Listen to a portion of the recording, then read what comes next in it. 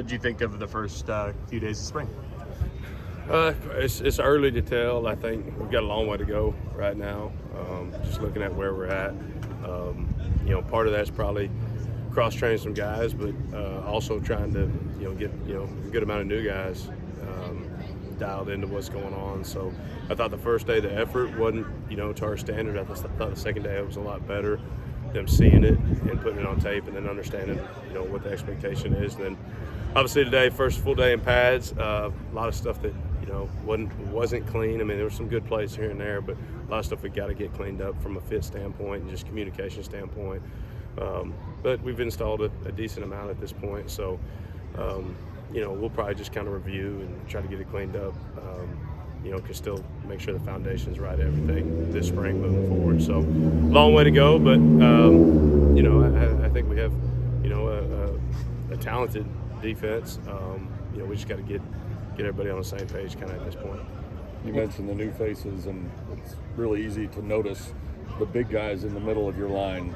Obviously, you got some talent, but Jefferson, Mike, Tank are absolutely huge. What does that do for what you and Coach Tibbs can call and what you can do with the defensive line at that size?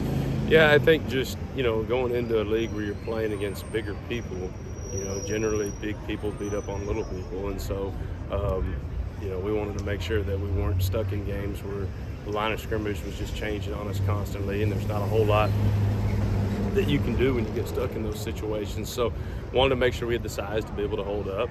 I think that, obviously E-Chat was a really athletic three technique that posed a lot of problems for people, though, so that's not a knock on him because he was one of the best D tackles in the country over the last couple of years. So, so we're built a little bit different than what we were in years past with, Big Jordan in the middle. He was a big guy, but lower center of gravity guy. So kind of, I think today we'll tell a lot just looking at where we're at. I think Coach Tibbs does a phenomenal job as far as a technician with our D-line. And so I think the more time they have with him, I think that's one thing that we've seen when you look at Elijah Roberts and you look at Jordan Miller. It's one of those positions that there's not a lot of great, in my opinion, D-line coaches out there. And if they are, they're coaching at a really high level. And we've got one of the best in the country. So I think it's early to tell where those guys will be. I think, when we get to about the middle of fall camp, is really where we're going to see them settling down when they go through a whole spring and summer with them from a technique standpoint. But I think athletically, for big guys, those guys are all fairly athletic, so I'm excited about that. That safeties room is pretty much staying pat for you. Just what's that like to walk into that room and see that many familiar faces with that much experience behind them? Yeah, I think, when Crossley decided that he wanted to come back and how we kind of played that out last year with the neck deal and same thing with Jay Gill. As a coaching staff, I think it's just important to acknowledge, like, when you have really good culture and you like the guys you coach, we always want to recruit to the highest level possible, but I'm also a big believer in chemistry and having the right guys in the room. And so when you got that, bringing in like a one-year transfer for us just wasn't an option. I didn't see how that would add. The juice would be worth the squeeze. Maybe it creates competition, it helps raise everybody, but ultimately we have good players in there, and I believe that we can coach them and continue to develop them for all those guys to play at a higher level. So kind of cross-training some of those guys, trying to get them where they can go back and forth between multiple positions, which will create depth, even though we hadn't necessarily, like to your point, added a bunch of new faces in that room, creating depth through those guys being more versatile in the defense. So a guy like Brandon Crossley, CJ played really well the second half of the season when Brandon was out, and so trying to create some position flexibility where he can play some free safety. Ahmad can, Jonathan knows them all pretty well at this point. Ahmad playing some rover and getting confident in that's been a big emphasis this spring because he's a really good free safety. And how do we get, him and Jonathan McGill and Isaiah on the field at the same time? Well, obviously all three aren't going to play at once, probably, unless McGill's playing nickel or Ahmad's playing nickel. But getting those guys where they can interchange, because if we've got, 5 to 6 guys for 3 spots, I mean, that's, the amount of snaps that we play here, plus special teams, the amount of snaps our defensive guys play here in particular, playing 30 snaps on defense to 40 snaps on defense plus teams ends up being a lot of snaps over the course of the year on a Power 5 schedule. So just trying to create that depth and, cohesion, camaraderie, but still have competition. And so we'll watch the tape today and got a lot to get better at, 3 days in. I think the energy is good. I think the excitement to be out here is good. Because it was a long season for us. We kind of hit that bowl stretch, and I put, the majority of how we played in that game, I think, on me. I don't think I called a good game. I don't think we played very good. But I also think our bowl practices kind of were, tried to make it light and fun, and that's just not who we are. That's not what got us to this point. And, if we get stuck in that situation again, I definitely would advocate to do it differently. And so I put a lot of that on my shoulders. But these guys are hungry. They want to get better, and their focus has been pretty good so far. So we just got some things we got to get cleaned up as a group positionally. What have you thought of Elijah Roberts' approach since coming back, and what is next in his development as he gets ready with so much change in expectations now? Yeah, well, I think the biggest thing is him being able to win at a high level on tackles. If you look at his production on guards was elite when we could move him inside on third down. But if we can get that 10 sack type of production on tackles, plus being able to move him inside on guards, that's where I think he could be elite. I think he's pretty dang good against the run.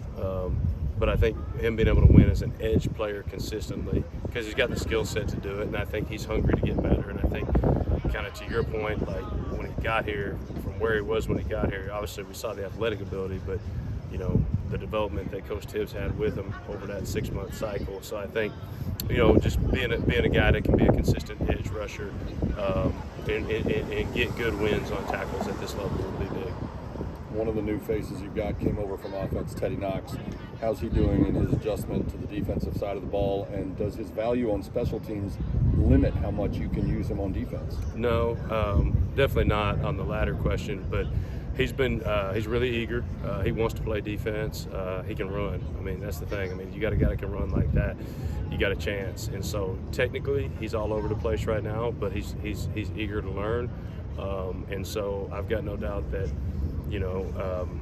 if he continues, or if he has a level of consistency off the field, I think the level of consistency on the field will follow. So hopefully, as an older guy, he can rise to that challenge, because I know if he does and has that approach, I believe in Coach Shumley, and I think that he could be a really valuable asset to our defense. What have you seen from Duce Harmon coming in, and then how important is it for others to step up at that corner spot after you lost 2 starters? Yeah, I think that's maybe the biggest thing right now, 3 days in, is kind of we're looking for who's going to start for us at corner. Who's going to be ready to play.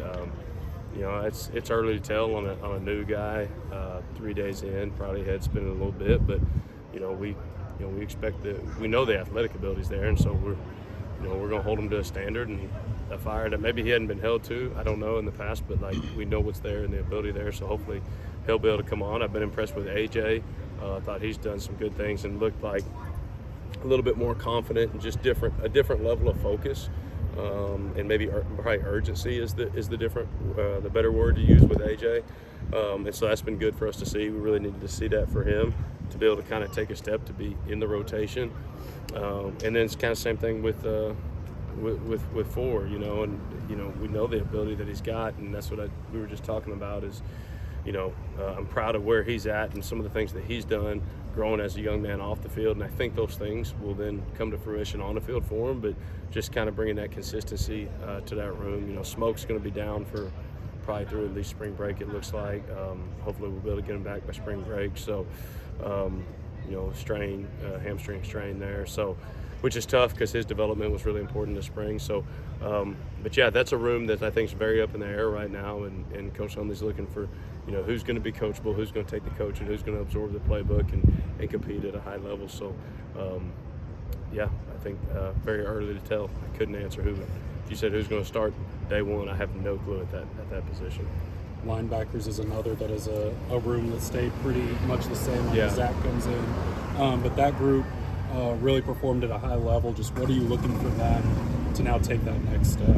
Well, I think, I'm really proud of Ahmad. I think his leadership, it's always tough coming into a new program when you were with the coach, so you know what the coaches think about you, but you weren't with the players. So he handled that how he needed to handle it, and he knew because he's a vet, like when was the time to speak up. But Ahmad's never, when I had him as a freshman, sophomore, he wasn't a big vocal guy.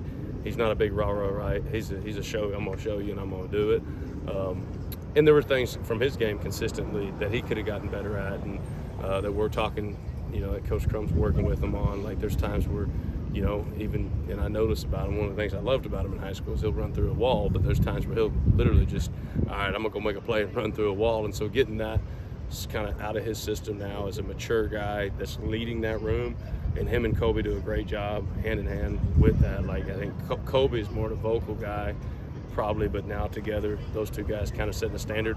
Ahmad was pretty well versed, Mike and Will. Now we're doing the same thing with Kobe, and Coach Crum's doing the same thing with Kilgore. So I think those three guys really are, your first backers. I think those are the three guys that have put themselves in a position from a consistency level at this point in their careers, to be ready to play. And so I think you're challenging all three of them to learn and grow, even though we might not install at a rate that's a lot, but like learning a new position now and going back and forth starts to stress and strain them, because as much as we want to strain them physically, we want to strain them mentally at this point. And then I think you got a lot of young talent in that room that you're hoping develops pretty quick, whether it's Brandon's development this spring will be big, because he's when he got here, he had no clue how to play linebacker really. And so like a lot of guys, I mean, Zach's kind of in the Brandon boat. It's just there's so much new volume of stuff, but you see the athletic ability. I think Brandon's is progressing at a pretty good rate, where he can be push to be in that 2 deep next year, which is what we would hope for.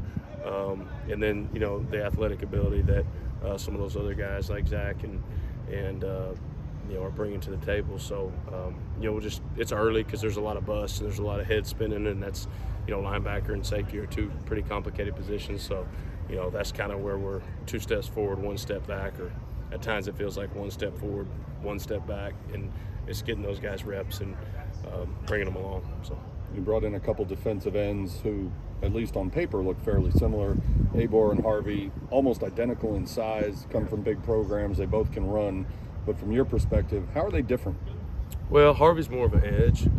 He's got a good twitch and a good bend for a big guy. I think he gives us a different, we've got 3 really different body types over there now. And Cam is a guy that can go swing. Like, Cam, we feel confident can play end or bandit, and as a guy that would be, in the rotation right now at both spots for us like he was last year. And that gives us a chance to, hopefully Harvey and Turbo and Cam, that challenges and raises that level of consistency in that room.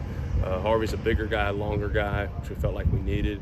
Turbo's an elite edge guy, and so, I'm really proud of Turbo because he's bought into putting the weight on. He's up to close to 240 now. We just got to get him to a level of consistency every single practice, and he knows that. I mean, Coach Dunham's going to hold him to that standard, but we know that those guys are different, and so, there's going to be times where we're going to have, potentially all 3 of those guys plus Elijah on the field this spring together, just to have, an elite group of speed guys on third downs and some of those things that, I think is exciting that if we can get to this spring. I hope we can, so we can start to do some of that stuff. So I think he's big just because he's a different body type. He's a good edge. He's got good rush ability. I think, those guys, get to play more in a 2-point stance and a little bit more well-versed. The ends are more true D ends for us. I mean, we try not to drop the 280-pound guys.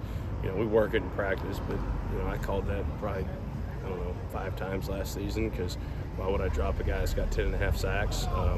So even though sometimes it looks really good on paper, it's like, yeah, we dropped him one yesterday, and Elijah did have a pick 6 yesterday or 2 days ago, but we also dropped one that probably should have had a pick 6 on. The ball went right by him. But it is a big, big long guy you have to throw through. But so I think right now Harvey just continue to get reps and grow and learn in the system will be big for him.